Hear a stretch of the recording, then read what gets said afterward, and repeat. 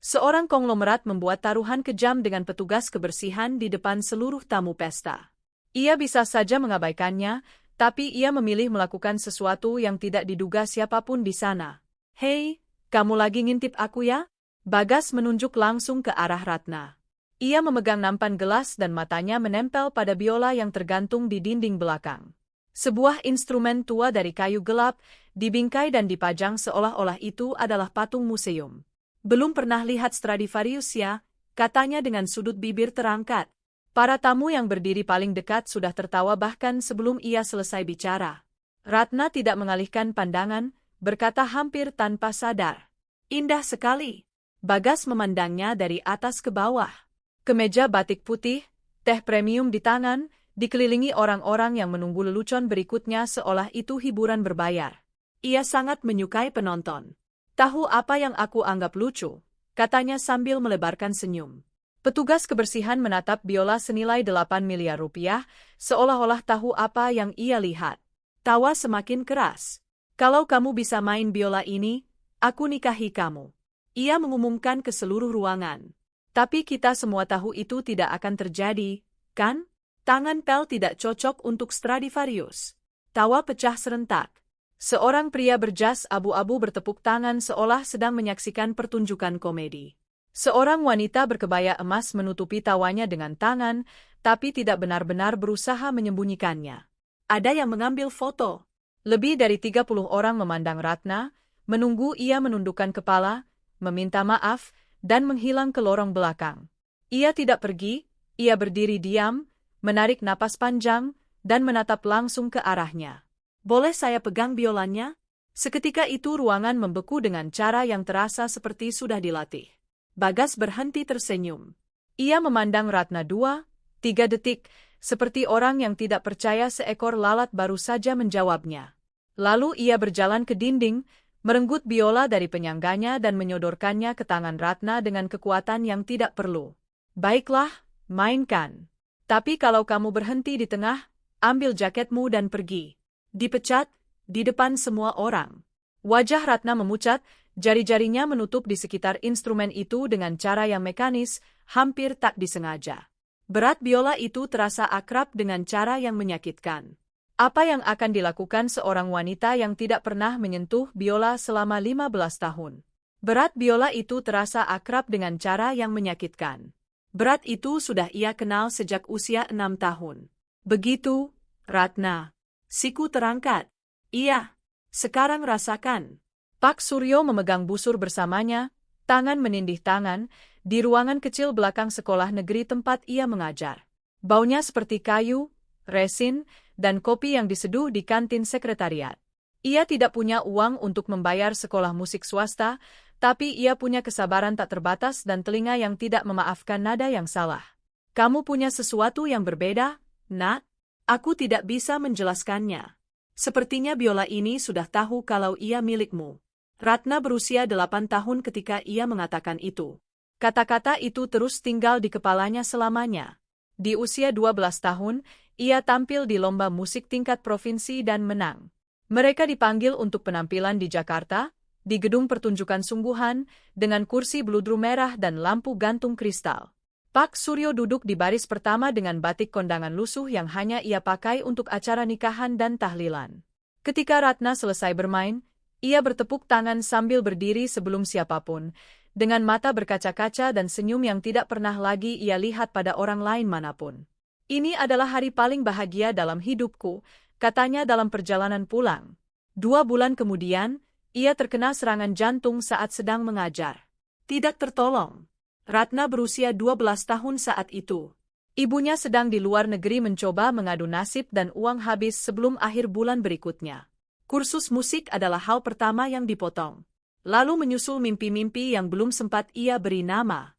Ia pergi tinggal bersama bibinya, berhenti belajar musik, dan membungkus biola ayahnya dengan kain tua di dalam sebuah kotak yang tersimpan di dasar lemari.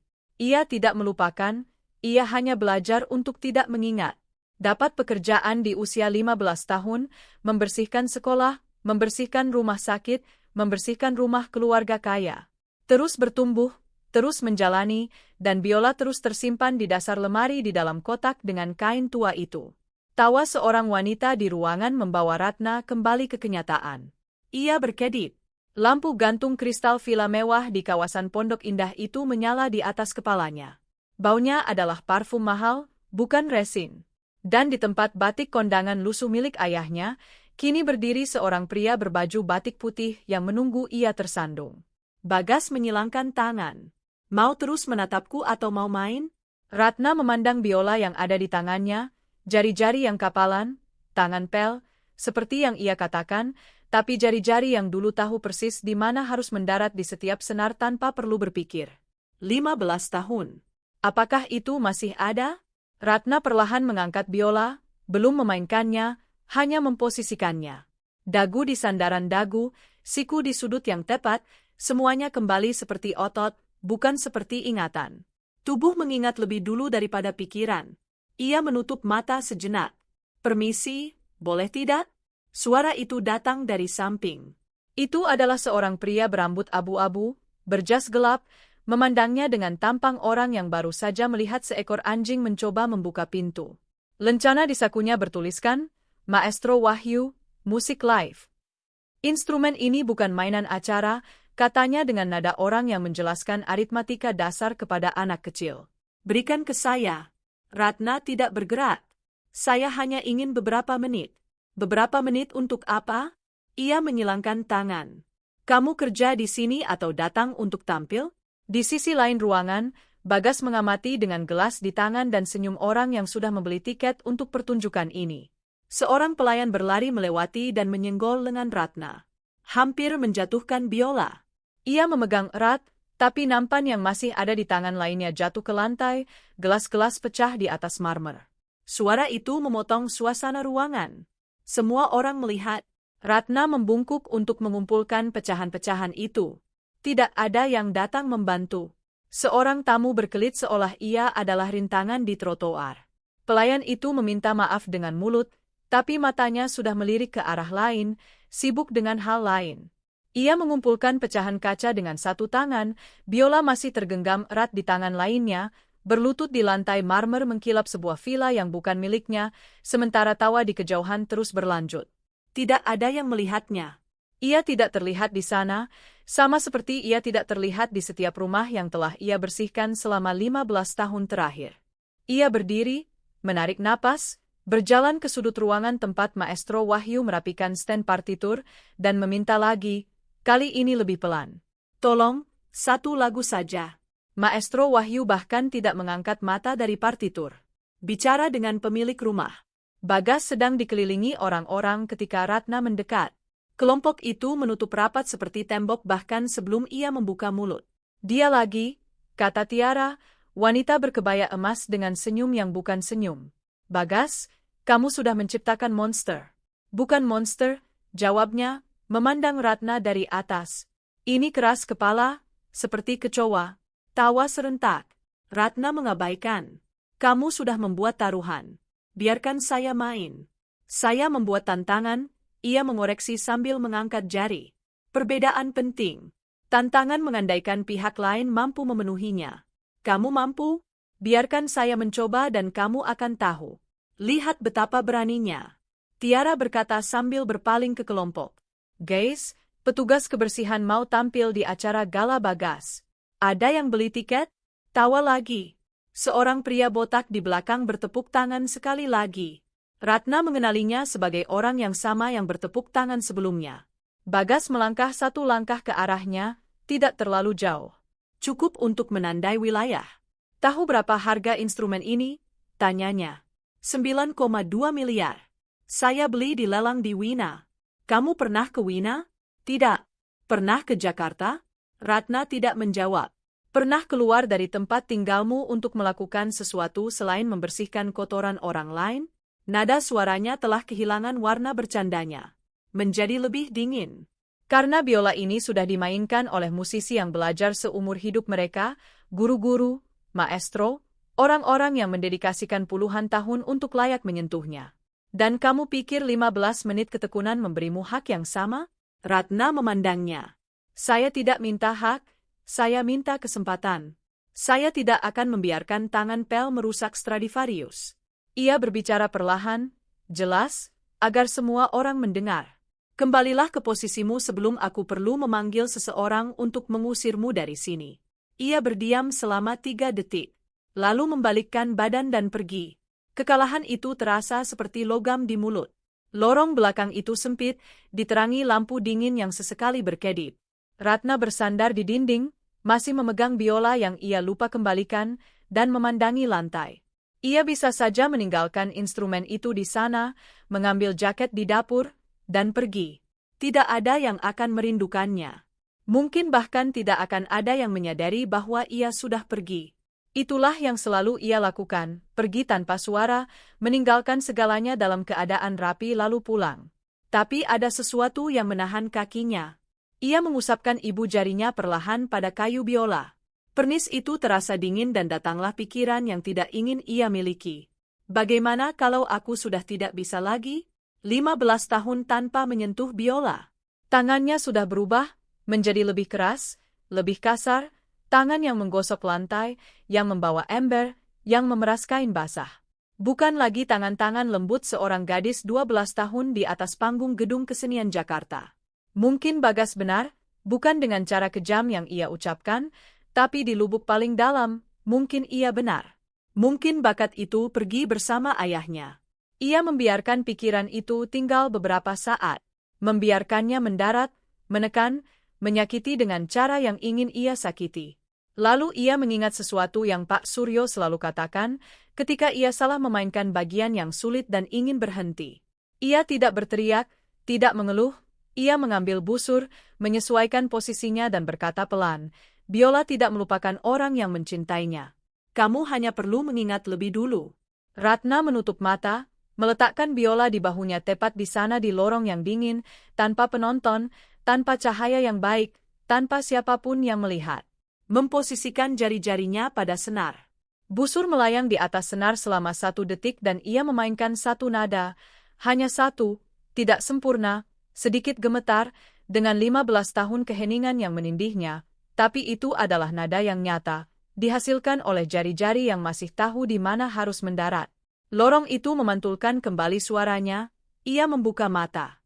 Ini bukan soal membuktikan sesuatu kepada Bagas, tidak pernah. Ini soal baris pertama itu, batik kondangan lusuh itu, senyum yang tidak pernah lagi ia lihat serupa itu. Ia tidak akan pergi. Ratna kembali ke ruangan dengan biola.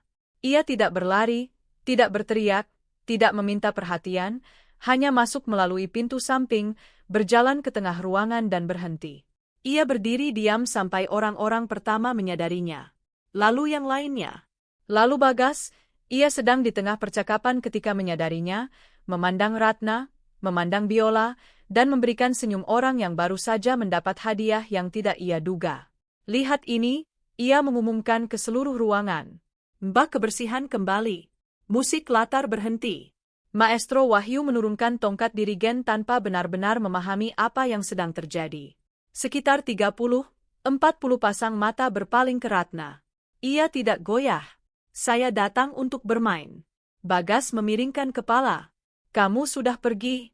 Kembali dan masih punya keberanian untuk muncul di sini di depan tamu-tamuku dengan biolaku di tangan. Kamu membuat taruhan? Saya menerimanya. Taruhan? Ia mengulang seolah kata itu lucu. Sayangku, itu bukan taruhan, itu lelucon. Kamu mengerti bedanya? Tiara melepaskan tawa pendek dari hidungnya. Lelucon itu lucu untuk semua orang, Ratna menjawab. Hanya kamu yang menganggapnya lucu. Ruangan itu hening selama 1 detik. Bagas melangkah selangkah ke arahnya, tersenyum, tapi dengan mata yang dingin. Kamu dikontrak di sini untuk bekerja, bukan untuk berkomentar tentang selera humorku. Letakkan biola di penyangganya dan pergi lakukan apapun yang seharusnya kamu lakukan. Setelah saya bermain. Ia membuka tangan ke seluruh ruangan seolah meminta saksi. Guys, lihat situasi ini. Adakah di sini yang berpikir saya harus membiarkan Mbak Kebersihan memainkan Stradivarius senilai 8 miliar di tengah acaraku? Tidak ada yang berkata apa-apa, tapi ekspresi wajah mereka mengatakan segalanya. Lihat tangan ini. Bagas berkata sambil tiba-tiba memegang pergelangan tangan Ratna. Ia menolak, tapi Bagas mengangkat tangannya ke atas agar para tamu bisa melihat. Lihat, kapalan, lecet, tangan yang membawa ember. Adakah yang berpikir tangan ini pantas ada pada instrumen seperti ini? Ratna menarik tangannya kembali. Penonton bergumam. Itu bukan gumaman ketidaksetujuan, itu adalah ketidaknyamanan yang bercampur dengan hiburan. Jenis hal yang orang anggap salah, tapi terus mereka tonton. Tiara yang menyiramkan minyak. Bagas, sebenarnya aku pikir kamu harus membiarkannya mencoba, katanya dengan nada paling manis yang ia miliki. Serius, biarkan dia main. Kalau dia berhenti di depan semua orang, setidaknya kita tahu kita sudah memberinya kesempatan. Ada yang mengangguk setuju dengan Tiara, seolah itu adalah kebaikan hati. Seorang pria yang lebih tua, dengan dasi warna marun, berbicara kepada tetangganya dengan suara yang tidak sepelan yang ia kira. Taruhan dia bahkan tidak tahu cara memegang busur, tetangganya tertawa. Seseorang mengeluarkan ponsel dari saku dan mulai merekam dengan diam-diam di awal. Lalu tidak begitu diam-diam lagi. Bagas tersenyum lebar. Ia menikmati ini. Sangat menikmatinya. Baiklah, katanya sambil mengulurkan busur kepadanya. Kamu benar-benar menginginkan ini? Main. Tapi kalau berhenti di tengah, kalau tersandung, kalau tidak keluar apa-apa, kamu ambil busur itu, letakkan di penyangganya, ambil jaketmu dan menghilang. Dan jangan kembali lagi bekerja di sini. Kita sebut ini PHK sepihak, ketidakmampuan terbukti secara langsung. Ia berhenti sejenak. Di depan saksi. Wanita berkebaya emas itu bertepuk tangan 2 kali sambil tertawa. Ratna mengambil busur. 3 ponsel kini merekam. Seorang pemuda berusia sekitar 20-an bangkit dari sofa untuk mendapatkan sudut yang lebih baik. Mereka memperlakukan itu seperti pertunjukan, seolah ia adalah atraksi komedi malam ini, bukan seorang manusia. Ia memposisikan busur, menarik napas dan berbicara sebelum bermain, menatap langsung ke Bagas. Ayah saya adalah seorang musisi, guru biola selama 30 tahun, mengajar anak-anak miskin yang tidak akan pernah bisa membayar kursus musik. Tidak pernah memungut biaya dari satu pun dari mereka. Ia bilang musik bukan milik orang kaya, tapi milik orang yang mencintainya. Bapak membeli Stradivarius seharga 9,2 miliar. Ayah saya tidak pernah punya uang untuk membeli, bahkan biola paling murah di pasar pun tidak. Tapi ia tahu bahwa instrumen hanyalah kayu dan senar. Yang membuat musik adalah orang yang memainkannya. Ruangan itu menjadi hening dengan cara yang berbeda. Seorang ibu berambut putih di sudut ruangan telah berhenti bermain ponsel. Maestro Wahyu di bagian belakang memandangnya dengan ekspresi yang tidak dapat ia baca. Selama 30 detik, tampaknya pidato itu berhasil. Tampaknya sesuatu telah berubah di udara. Lalu Bagas bertepuk tangan perlahan. 1 tepukan, 2, 3, jenis tepukan yang bukan pujian. Indah sekali katanya. Serius? Cerita yang bagus. Hatiku tersentuh. Ia menunjuk dadanya dengan 2 jari, palsu seperti uang mainan. Tapi cerita tentang ayah yang sudah tiada tidak bisa memainkan biola. Jari yang memainkan biola dan jarimu tidak bisa. Jadi, mulailah sekarang atau kita akhiri sinetron ini dan kembali ke acara. Tiara tertawa keras, kali ini tanpa berusaha menyembunyikannya. Pemuda dengan ponsel itu mendekat. Ratna mengangkat busur. Nada pertama keluar gemetar. Itu bukan kesalahan. Itu ketegangan. Itu 15 tahun. Itu 40 pasang mata yang menunggu ia jatuh. Tapi Bagas tidak menunggu bahkan 2 detik. Dengar? Ia berpaling ke ruangan. Dengar suara itu? Sebuah biola senilai 8 miliar rupiah sedang dihancurkan secara langsung. Tawa. Keras. Kolektif. Tanpa basa-basi. Cukup, katanya sambil melangkah maju. Berhenti sebelum semakin rusak. Saya belum selesai. Sudah selesai. Ia mengambil biola dari tangannya dengan keyakinan yang jelas bahwa itu bukan permintaan. Tangan Pel tidak cocok untuk Stradivarius. Saya sudah bilang sebelumnya. Saya ulangi sekarang. Tempat ini bukan untukmu. Ia membalikkan badan dan menyerahkan biola kepada Maestro Wahyu, seolah masalah sudah selesai. Penonton bubar, percakapan kembali, musik latar kembali. Dalam waktu kurang dari 2 menit seolah ia bahkan tidak pernah masuk ke ruangan itu. Ratna berdiri di tengah ruangan selama beberapa saat, tanpa biola di tangan, tanpa sekutu di dekatnya, tanpa siapapun yang melihat, karena tidak ada yang lagi merasa tertarik untuk melihat. sendirian di tengah pesta yang penuh sesak. Dan keheningan itulah yang lebih menyakitkan daripada apapun yang telah ia katakan. Kamar mandi servis berada di ujung lorong, di belakang dapur, jauh dari keramaian pesta. Ratna masuk, menutup pintu, mengunci pintu, berdiri menghadap cermin selama beberapa saat tanpa benar-benar melihat dirinya sendiri. Memandangi wastafel, ubin, sabun murah yang ditinggalkan perusahaan kebersihan di kamar mandi karyawan, sabun yang sama yang ia gunakan di setiap rumah yang ia bersihkan. Ia hafal baunya. Ia membuka keran, mencuci tangannya perlahan, seolah sedang mencuci sesuatu yang bukan kotoran. Tangan pel. Ia membalikkan telapak tangannya ke atas dan melihat. Bagas tidak menciptakan apapun. Tanda-tanda itu ada di sana, kulit tebal di pangkal jari, kapalan di telunjuk kanan, bekas luka kecil di pergelangan tangan kiri dari saat ia tergelincir dengan pecahan kaca di dapur bertahun-tahun lalu. Tangan-tangan yang menceritakan kisah yang tidak pernah ia pilih untuk diceritakan. Ia mengambil jaket yang terlipat di atas tutup taulet, meletakkannya di lengan, berdiri seperti itu. Jaket di lengan, tas di bahu, siap untuk pergi. Hanya saja kakinya tidak bergerak. Ia memandangi pintu yang tertutup selama 1 menit penuh. Di sisi lain, pesta terus berlanjut. Ia bisa mendengar gumaman yang jauh, suara gelas, tawa yang bisa berasal dari siapapun. Kehidupan Bagas terus berjalan dengan sempurna baik, tanpa konsekuensi apapun.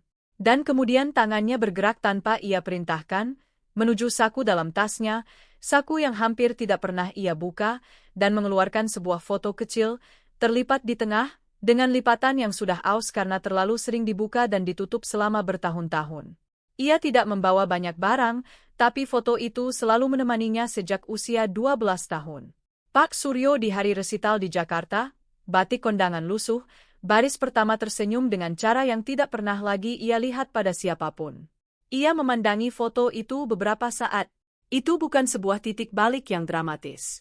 Tidak ada musik yang mengalun di latar belakang, tidak ada air mata yang mengalir di wajah. Hanya ada perasaan yang sunyi dan berat dari seseorang yang menyadari bahwa jika ia pergi sekarang, ia akan membawa ini seumur hidupnya. Bukan penghinaan Bagas, bukan tawa Tiara, tapi nada pertama yang gemetar yang ia tarik dari biola di ruangan tadi, karena ia telah mendengarnya. Di tengah segalanya, di tengah ketegangan dan ketakutan dan ponsel yang merekam, ia telah mendengarnya. Nada itu ada di sana, tidak sempurna memang, malu-malu memang, tapi ada di sana. Suara itu keluar, biola itu merespons. Biola tidak melupakan orang yang mencintainya. Ia melipat foto kembali, meletakkannya di saku dan menggantungkan jaket di kait di belakang pintu.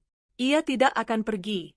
Ia kembali melalui lorong belakang, kali ini perlahan, belum tahu pasti kemana tujuannya. Melewati dapur, melewati pantry, melewati gudang perlengkapan kebersihan. Ia mengenal setiap meter lorong itu karena ia yang membersihkannya. Saat itulah ia mendengar. Suara itu berasal dari sebuah ruangan kecil di samping, semacam ruang pendukung tempat para petugas musik menyimpan case dan peralatan. Pintunya setengah terbuka dan dari dalamnya terdengar suara biola, seseorang memainkan tangga nada sederhana, menala. Ia berhenti, mengintip melalui celah pintu. Maestro Wahyu sendirian, duduk di kursi plastik, biola di pangkuannya. Ia tidak benar-benar memainkan biola, hanya menyetel senar dengan perhatian penuh dari orang yang telah melakukannya selama 50 tahun. Di atas meja di sampingnya, sebuah map terbuka berisi dokumen, foto, dan partitur lama. Ratna hendak terus berjalan, tapi salah satu foto di dalam map itu menarik pandangannya dengan cara yang membuat perutnya bergolak. Itu adalah foto hitam putih, sudah lusuh, sekelompok musisi di depan sebuah gedung pertunjukan, dan di sudut kiri dengan jas gelap, tersenyum ke kamera dengan biola di tangan. Ia mengenalinya sebelum ia yakin.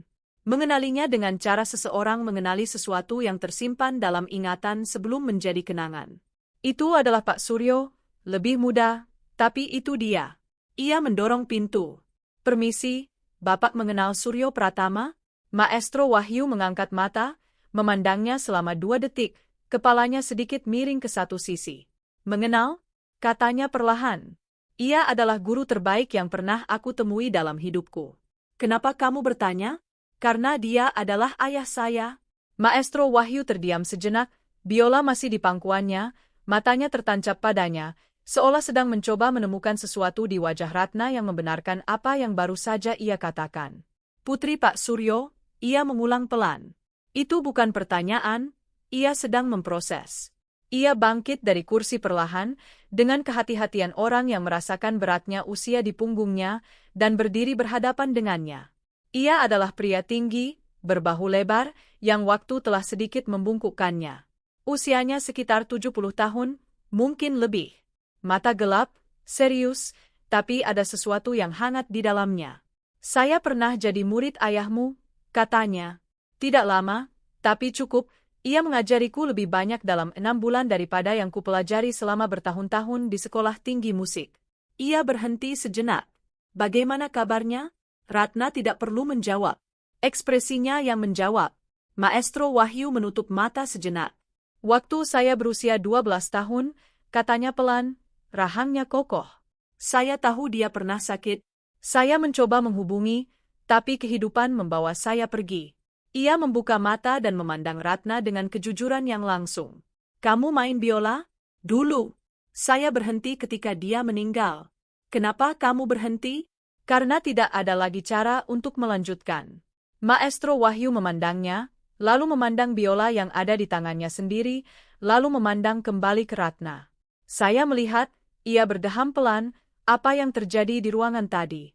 Katanya, saya melihat semuanya, ia berhenti sejenak, tapi saya juga mendengar nada yang kamu tarik sebelum ia mengambil biolanya. Ratna tidak berkata apa-apa. Itu hanya satu nada, gemetar, penuh ketakutan. Ia berhenti sejenak dengan sengaja. Dan tetap saja itu indah. Ia merasakan sesuatu menekan di dadanya. Apa yang ingin kamu lakukan? Tanyanya. Saya ingin bermain, jawabnya.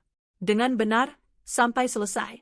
Maestro Wahyu meletakkan biola ke dalam case, menutup kuncinya dan berdiri dengan tekad yang tampak 20 tahun lebih muda dari sisa tubuhnya. Kalau begitu, kita akan melakukannya, katanya. Tapi dengan cara kita sendiri. Ia menuju map yang terbuka di atas meja dan mulai membalik lembar-lembarnya dengan tergesa-gesa yang tenang dari orang yang tahu persis apa yang sedang dicarinya. Ia mengeluarkan sebuah amplop lama dengan tepi yang menguning. Saya menyimpan ini selama bertahun-tahun, katanya sambil membuka amplop dengan hati-hati. Tidak pernah tahu betul kenapa, mungkin memang untuk ini. Ia mengeluarkan sebuah clipping koran, halaman budaya, foto hitam putih, judul di atas. Ratna mengambil dan membaca, gadis belia 12 tahun wakili provinsi di kompetisi musik klasik nasional. Ratna mengejutkan juri dengan interpretasi yang luar biasa untuk usianya. Foto itu adalah dirinya, ketika ia berusia 12 tahun di atas panggung mengenakan kebaya putih, biola di dagu dan mata terpejam. Ia tidak bisa berbicara selama beberapa saat. Ayahmu mengirimkan clipping ini kepadaku lewat surat, kata Maestro Wahyu. Ia menulis di bawahnya. Inilah karya terbesarku. Ia membiarkan kalimat itu mengendap. Masih ada lagi di dalam amplop itu. Ia mengeluarkan lembar lain. Itu adalah penilaian teknis resmi dengan stempel dari sebuah sekolah musik di Jakarta. Ratna membaca nama penilainya, nama yang tidak ia kenal, tapi yang jelas dikenal Maestro Wahyu. Orang ini adalah salah satu pakar terbesar dalam bakat musik di Indonesia pada tahun 90-an. Maestro Wahyu menjelaskan, ayahmu mengirimkan rekamanmu kepadanya, tanpa memberitahu, hanya untuk mendapatkan pendapat dari luar. Penilaian itu mengatakan bahwa kamu memiliki potensi tingkat internasional. Ratna merasakan kemarahan datang perlahan, bercampur dengan sesuatu yang tidak bisa ia beri nama. Itu kemarahan, itu rindu, itu 15 tahun keheningan yang terasa berbeda beratnya. Sekarang bukan lagi beban orang yang kehilangan, tapi beban orang yang dihalangi. Ia tidak pernah menceritakan ini semua kepada saya, katanya. Mungkin ia tidak ingin menekanmu. Begitulah Pak Suryo. Ia menutup mata, menarik napas. Ketika membuka mata, ada sesuatu yang berbeda dalam ekspresinya. Ketakutan itu belum pergi, tapi kemarahan telah datang untuk berdiri di sisinya. Saya harus bermain malam ini, katanya. Sungguh-sungguh. Saya tahu, jawab Maestro Wahyu.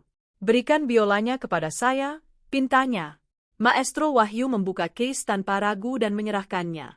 Kali ini, tanpa upacara, tanpa instruksi, tanpa peringatan. Hanya diserahkan. Ratna memposisikan siku, dagu, jari-jari pada senar dan memainkan bukan satu nada, tapi sebuah frase yang panjang, bersih, dengan 1-2 ketidaksempurnaan yang wajar setelah 15 tahun, tapi dengan musikalitas yang tidak bisa dipelajari, yang entah lahir atau tidak lahir. Maestro Wahyu diam sampai ia selesai. Ini masih ada, katanya sederhana, tidak pernah pergi. Ia menurunkan instrumen. Tangannya sedikit gemetar, bukan karena takut, karena sesuatu yang sudah lama tidak ia rasakan. Kamu perlu beberapa menit lagi untuk memanaskan jari-jarimu, kata Maestro Wahyu sambil sudah berbalik ke pintu. Saya akan berbicara dengan Pak Hendra, pemilik rumah. Ia yang mempekerjakan saya. Ia berutang satu kebaikan padaku. Saya akan meminta waktu dalam susunan acara. Bagas tidak akan mengizinkan. Bagas adalah tamu, jawab Maestro Wahyu tanpa berbalik. Pak Hendra adalah pemiliknya. Perbedaan penting. Ia keluar. Ratna tinggal sendirian di ruangan kecil itu, biola di tangan, dan mulai bermain lagi. Perlahan di awal, memanaskan. Jari-jari mulai menemukan tempat-tempat yang mereka ingat. Tubuh mulai kembali ke postur yang telah ia tinggalkan, tapi tidak pernah lupakan. 5 menit. 10. Ketika Maestro Wahyu kembali, ada keringanan yang berbeda di wajahnya. Sudah beres, katanya. Pak Hendra membuka waktu setelah lagu berikutnya. Kamu punya sekitar 15 menit. Ratna mengangguk. Apa yang saya mainkan? Apa yang kamu hafal di luar kepala? Ia tidak perlu berpikir. Partita nomor 2. Ayah saya mengajarkannya ketika saya berusia 10 tahun. Saya tidak pernah lupa satu nada pun. Maestro Wahyu tersenyum untuk pertama kalinya sejak mereka bertemu. Sempurna. Ini adalah salah satu karya paling sulit dalam repertoar biola solo. Kalau kamu memainkan ini, saya tahu apa yang akan terjadi. Kalau saya memainkan ini, ia mengangguk. Kalau begitu kita sudah siap. Tinggal 5 menit lagi ketika pintu ruangan kecil itu terbuka tanpa mengetuk. Itu adalah Tiara. Ia berdiri di pintu, memandang pertama ke Ratna, lalu ke biola di tangannya, lalu ke Maestro Wahyu. Butuh 1 detik untuk menyatukan semuanya. Ada apa di sini? Tanyanya. Suaranya sudah bernada orang yang akan melaporkan sesuatu. Maestro Wahyu memposisikan diri sedikit di antara ia dan Ratna. Tidak ada yang perlu kamu ketahui, sayangku. Bagas pasti ingin tahu soal ini. Bagas akan tahu pada waktunya, katanya dengan ketenangan yang hampir seperti ancaman. Tiara berdiam selama 2 detik menilai situasi. Lalu berbalik dan pergi, langkah cepat di lorong. Maestro Wahyu berbalik ke Ratna. Ia akan melapor. Saya tahu, ini mengubah waktu yang kita punya. Ratna mengangkat biola, memposisikannya untuk terakhir kali dan memandang ke pintu. Jadi sekarang atau tidak sama sekali? Maestro Wahyu menutup pintu ruangan kecil itu dan menguncinya. Berapa waktu yang kamu butuhkan? Tanyanya. Saya sudah siap. Bukan itu yang saya tanyakan. Ratna menarik napas. 2 menit lagi saja untuk memanaskan tangan kiri. Ia mendengarkannya dan berjaga di dekat pintu, sementara Ratna memainkan dengan pelan, hampir tanpa suara, bagian-bagian paling sulit dari partita. Jari-jari perlahan terlepas dari kegugupan. Tangan kiri mulai menghangat, postur mulai kembali. Maestro Wahyu berbicara tanpa berbalik, Pak Hendra adalah orang yang adil. Ketika saya menjelaskan siapa kamu, siapa ayahmu, ia tidak ragu. Ia bilang susunan acara adalah miliknya dan bukan milik Bagas. Bagas adalah tamu paling penting malam ini. Dulunya, Maestro Wahyu mengoreksi, sebelum saya menceritakan kepada Pak Hendra bahwa ia mempermalukan seorang karyawan acara di depan 40 orang sementara seseorang merekamnya. Ratna berhenti bermain. Bapak menceritakan itu? Pak Hendra punya perusahaan, punya nama, tidak mau muncul dalam video internet yang dikaitkan dengan hal seperti itu. Ia berhenti sejenak.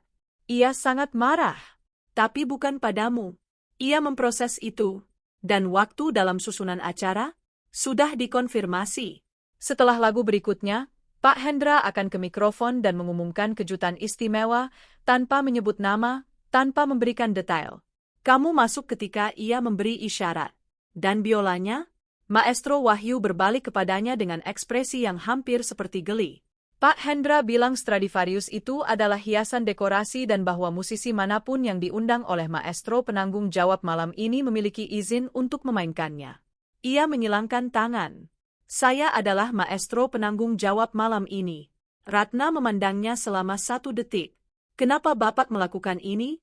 Ia berpikir sebelum menjawab. Karena saya sudah seumur hidup berhutang kebaikan kepada ayahmu yang tidak pernah bisa saya bayar. Ia melepaskan silangan tangannya. Hari ini saya membayarnya. Ratna tidak berkata apa-apa.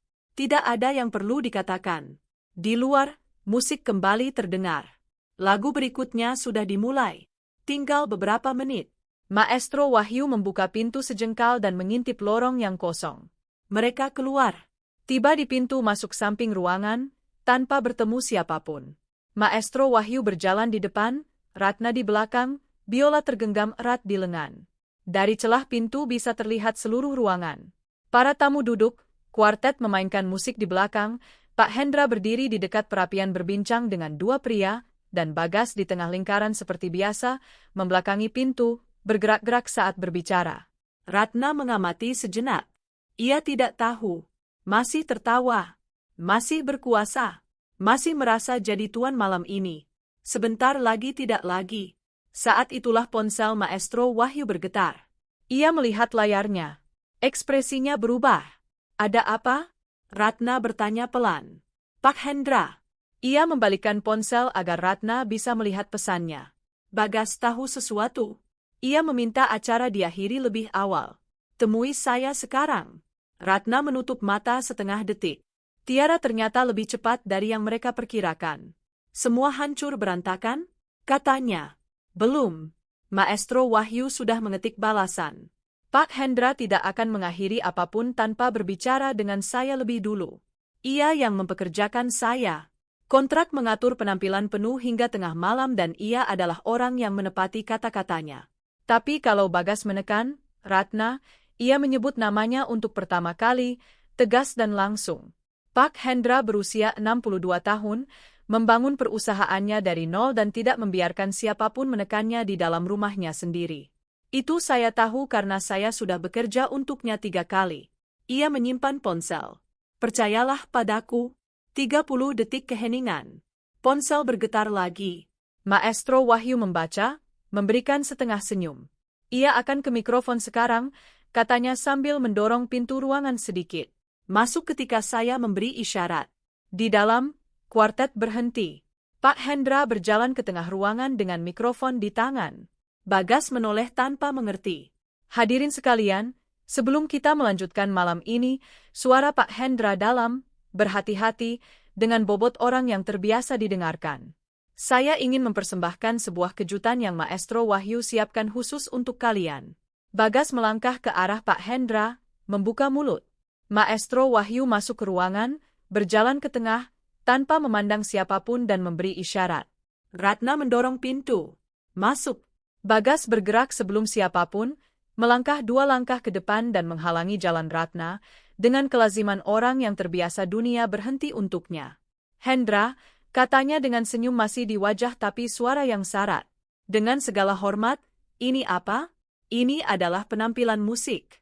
Bagas, wanita ini adalah karyawan acara. Ia membuka tangan ke seluruh ruangan, memanggil saksi lagi seperti yang telah ia lakukan sebelumnya. Ia dikontrak untuk membersihkan, bukan untuk tampil. Dan ia sudah mencoba bermain hari ini, tidak berhasil. Dan saya dengan sopan memintanya berhenti. Dengan sopan. Maestro Wahyu mengulang dengan suara pelan dari samping Ratna. Maestro Wahyu mengulang dengan suara pelan di samping Ratna. Bagas mendengar, berbalik. Maestro ingin mengatakan sesuatu? Ada. Maestro Wahyu menjawab tanpa meninggikan suara. Tapi setelah itu biarkan dulu gadis ini bermain. Saya tidak akan mengizinkan. Suara Bagas naik 1 nada, tidak banyak, cukup untuk menunjukkan bahwa menahan diri itu memerlukan sedikit usaha.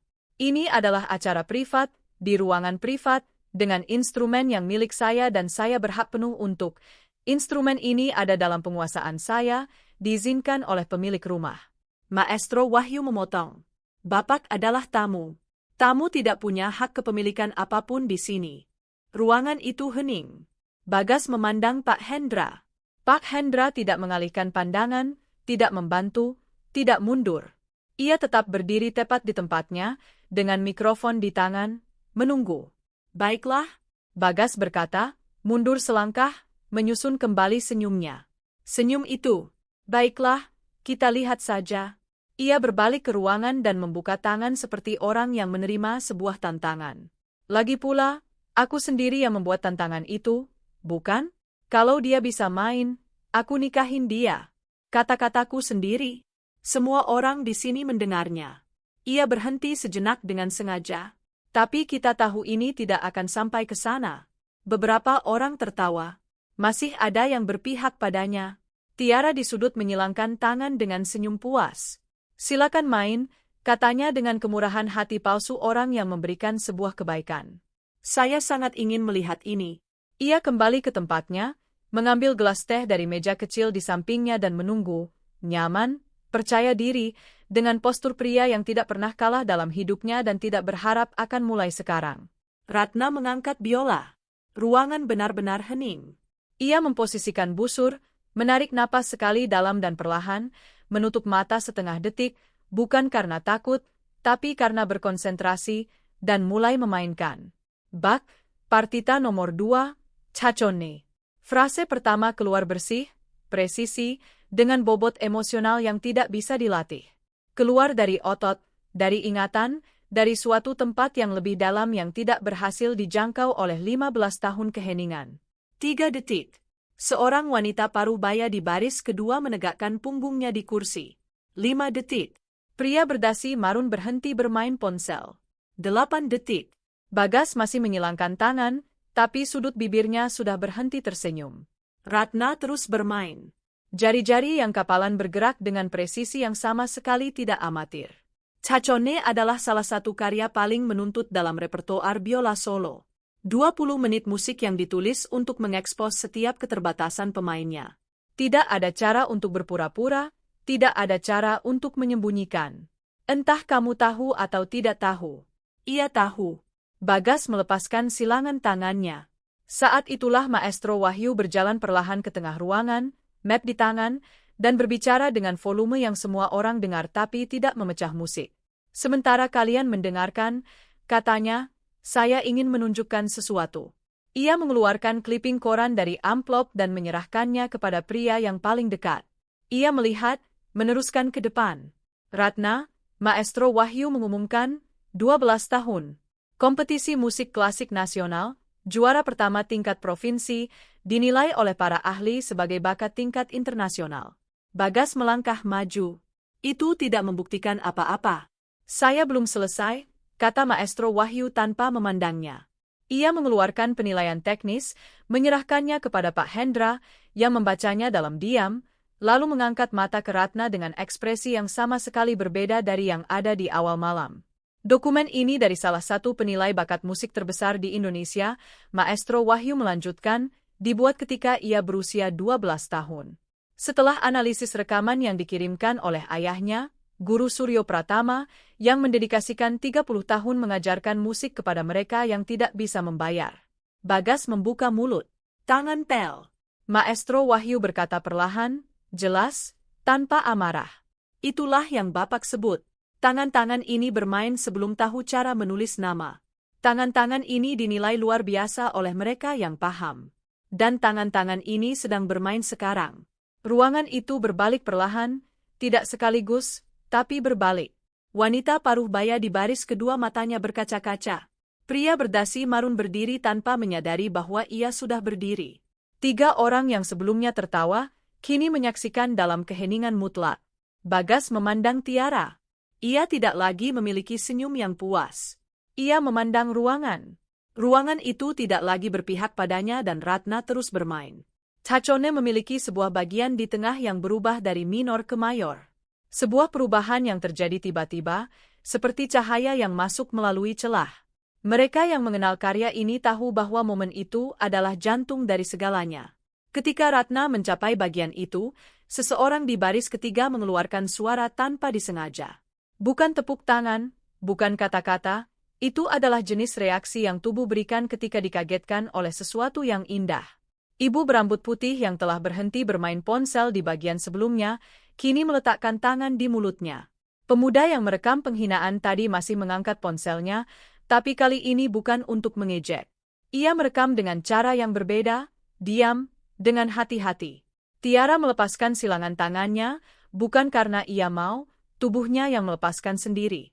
Pria botak yang telah bertepuk tangan untuk lelucon Bagas, kini duduk di kursi dengan siku di lutut dan kepala condong ke depan, mendengarkan dengan perhatian yang mungkin tidak ia gunakan selama bertahun-tahun.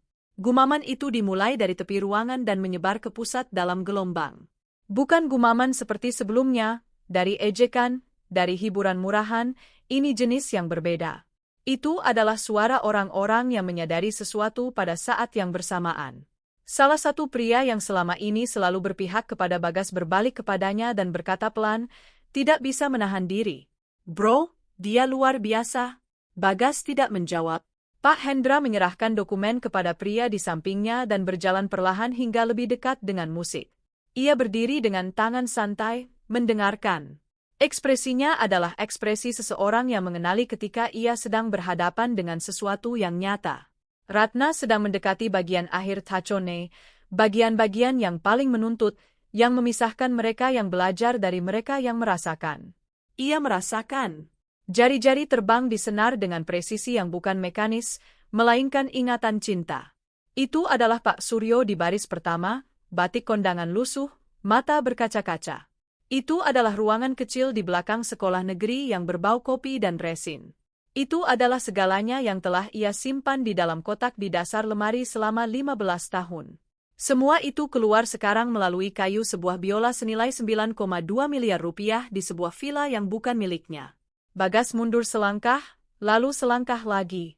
Ia mundur tanpa menyadarinya, seolah musik sedang mengambil alih ruang yang tadinya miliknya. Wanita berkebaya emas, Tiara, memalingkan wajahnya ke samping. Ia tidak sanggup memandang Bagas. Ratna selesai. Nada terakhir mengambang di udara selama 1 detik yang terasa lebih panjang dari yang sebenarnya. Lalu datanglah keheningan. 2 detik keheningan total, yang merupakan penghargaan terbesar yang bisa diberikan penonton. Kemudian pria berdasi marun bertepuk tangan, 1 tepukan, 2, dan berdiri. Wanita parubaya berdiri bersamanya, lalu ibu berambut putih, lalu pria botak, yang kali ini bertepuk tangan sungguh-sungguh. Dalam 15 detik, setengah ruangan berdiri. Bagas tidak bertepuk tangan, ia berdiri diam, gelas teh di tangan, dengan tampang orang yang salah menghitung sesuatu yang sangat penting. Pak Hendra berjalan menuju Ratna dan sedikit menganggukkan kepala. Itu luar biasa. Ia menurunkan biola. Tangannya masih sedikit gemetar. Dadanya naik turun. Saat itulah Bagas bergerak. Ia berjalan ke tengah ruangan dengan kepercayaan diri yang merupakan refleks terkondisi. Senyum itu kembali, berbeda sekarang, lebih tegang. Tapi masih ada. Penampilan yang luar biasa, katanya ke mikrofon yang masih dipegang Pak Hendra. Ia mengambil mikrofon dengan kelaziman yang tidak diminta. Serius? Mengesankan. Gadis ini berbakat. Saya akui. Ia berhenti. Tapi mari kita jujur, ya? Ini adalah pertunjukan yang sudah diatur. Ia datang sudah mempersiapkan ini. Cerita Mbak Kebersihan yang tidak main selama 15 tahun itu adalah skenario. Ia berbalik ke ruangan. Adakah yang benar-benar percaya bahwa seseorang berhenti main selama 15 tahun dan kembali begitu saja secara tiba-tiba di sebuah pesta? Beberapa wajah ragu-ragu. Keraguan adalah alat yang ampuh. Maestro Wahyu. Ia berbalik ke Maestro. Kamu sudah mengaturnya dengan dia sebelumnya, bukan? Kamu mengenalnya. Kalian berdua datang sudah siap untuk mempermalukanku di depan teman-temanku. Itulah yang sebenarnya terjadi. Maestro Wahyu membuka mulut, tapi suara lain yang menjawab. Itu adalah pemuda tadi, yang sama yang merekam segalanya. Ia mengangkat ponselnya lagi. Saya punya video Bapak mengambil biola dari tangannya tadi, katanya dengan ketenangan yang tidak sesuai usianya. Saya punya video Bapak menyebut tangannya tangan pel. Dan ada video sekarang, ketiganya. Ia berhenti sejenak. Sudah saya kirim ke kanal saya, sudah 200 penonton. Baru sekitar 3 menit sejak saya posting. Ruangan itu membeku. Bagas berbalik ke arahnya. Kamu tidak punya izin untuk merekam. Acara ini berada di area yang tidak terbatas dan Bapak adalah tokoh publik. Pemuda itu menjawab, "Saya berkonsultasi sebelum memposting.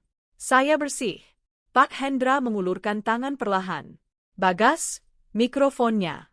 Bagas memandang tangan yang terulur, memandang ruangan, memandang Ratna. Ia tidak menampilkan ekspresi kemenangan, tidak ada senyum, tidak ada kebanggaan, ia hanya berdiri dengan biola di tangan, bernapas. Ia meletakkan mikrofon ke tangan Pak Hendra. "Saya rasa lebih baik kamu pergi," Pak Hendra berkata pelan. "Hanya dia? Itu bukan pertanyaan."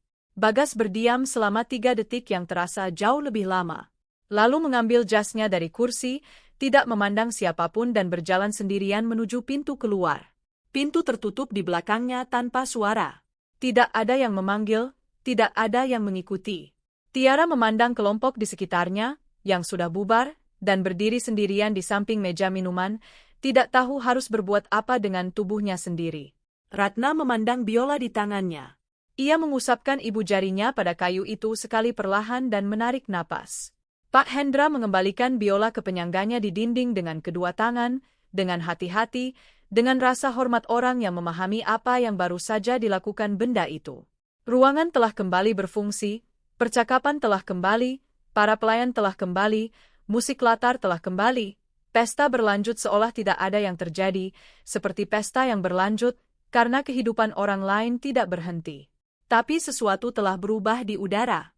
Sulit untuk menamai apa itu.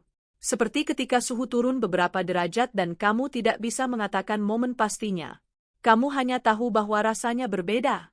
Maestro Wahyu tiba di sisi Ratna tanpa tergesa. "Ayahmu pasti bangga," katanya sederhana. Ia tidak menjawab, bukan karena tidak mau, tapi karena jika ia membuka mulut saat itu, ia tidak tahu apa yang akan keluar. Ia mengangguk sekali perlahan. Maestro Wahyu mengerti, menepuk bahunya ringan dan pergi mengurus para musisi kuartet yang menunggu instruksi di sisi lain ruangan. Ratna tinggal beberapa menit lagi. Bukan karena alasan apapun, ia hanya tinggal. Memandang biola di penyangganya, memandang lampu gantung yang menyala, memandang melalui jendela-jendela tinggi ke malam di luar, lalu mengambil jaket, memakainya dengan tenang dan keluar melalui pintu samping. Kali ini tanpa berlari. 3 minggu kemudian, video itu sudah hampir 2 juta penonton. Ratna tahu karena pemuda itu, yang namanya Raffi, telah mengirim pesan kepadanya melalui Instagram dengan tautannya. Keterangan yang ia tulis singkat, "Mbak kebersihan dipermalukan di pesta konglomerat, main biola dan membuat semua orang terdiam." Sesederhana itu, dan itu meledak. Bagas menghabiskan minggu pertama mencoba mengendalikan kerusakan, memberikan klarifikasi, lalu menghapusnya, menonaktifkan komentar di media sosial yang memperburuk segalanya. Seorang kolumnis bisnis menerbitkan tulisan tentang kejadian itu. 2 mitra perusahaannya meminta pertemuan. Ratna mengetahui semua itu dari orang ketiga karena ia tidak mengikutinya. Ia sedang sibuk dengan hal lain. Maestro Wahyu telah menelepon 4 hari setelah pesta. Ia bilang sudah menceritakan kisah itu kepada seorang teman yang memimpin orkestra muda di Surabaya. Temannya ingin berbicara. Itu bukan janji apapun, hanya sebuah percakapan. Percakapan itu berlangsung 2 jam. Ia keluar dari sana dengan undangan untuk mengikuti proses seleksi. Itu bukan jaminan, bukan pekerjaan, itu sebuah kesempatan. Jenis yang tidak akan ia terima 6 bulan lalu, jenis yang akan ia syukuri, tersenyum dan lewatkan begitu saja dengan alasan apapun.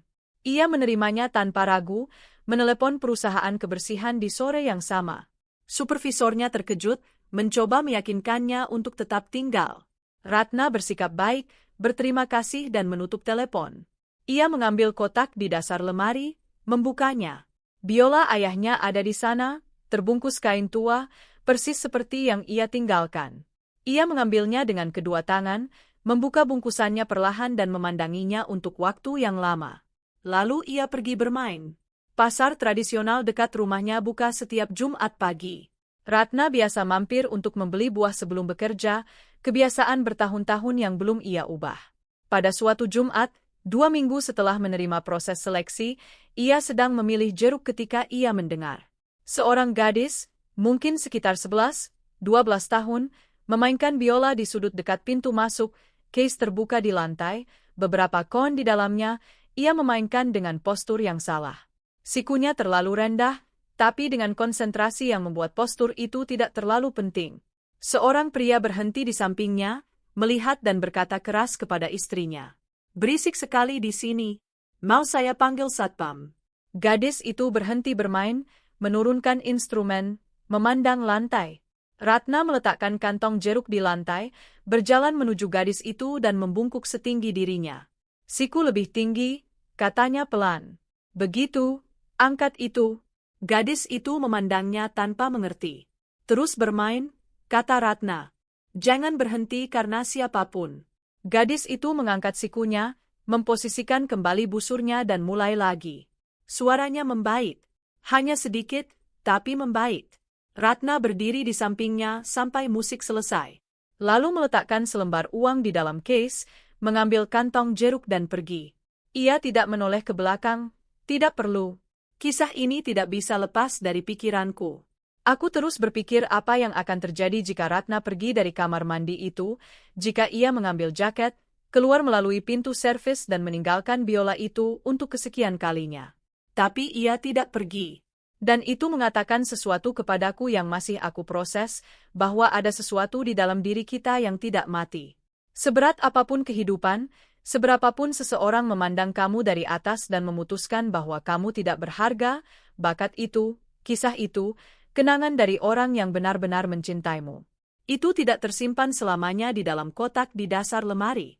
Pada saat yang tepat, dengan tangan yang tepat, ia kembali. Aku menyaksikan itu terjadi dan itu membuatku percaya bahwa ada banyak Ratna di luar sana.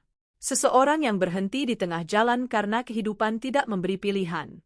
Seseorang yang menyimpan sesuatu yang berharga terbungkus kain tua menunggu saatnya. Jika kamu adalah orang itu, saatnya mungkin adalah sekarang. Jika kisah ini menggerakkan hatimu dengan cara apapun, jika kamu merasakan sesuatu di dalam sini saat menontonnya, tinggalkan like MU. Sekarang itu adalah cara paling sederhana untuk memberitahuku bahwa jenis kisah ini layak untuk terus diceritakan. Ceritakan di kolom komentar dari kota mana kamu menonton. Serius, aku membaca semuanya dan selalu membalas dengan penuh perhatian kepada siapapun yang meluangkan waktu untuk berkomentar. Dan jika kamu percaya pada kekuatan kisah-kisah seperti ini, subscribe agar tidak ketinggalan yang berikutnya. Kanal ini baru saja dimulai dan setiap subscriber baru adalah yang memberiku semangat dan keyakinan untuk melanjutkan perjalanan ini. Aku sangat mengandalkan bantuanmu. Jangan pergi dulu. Pilih salah satu dari dua kisah yang aku tinggalkan di layar untuk kamu tonton berikutnya. Sampai jumpa di video berikutnya.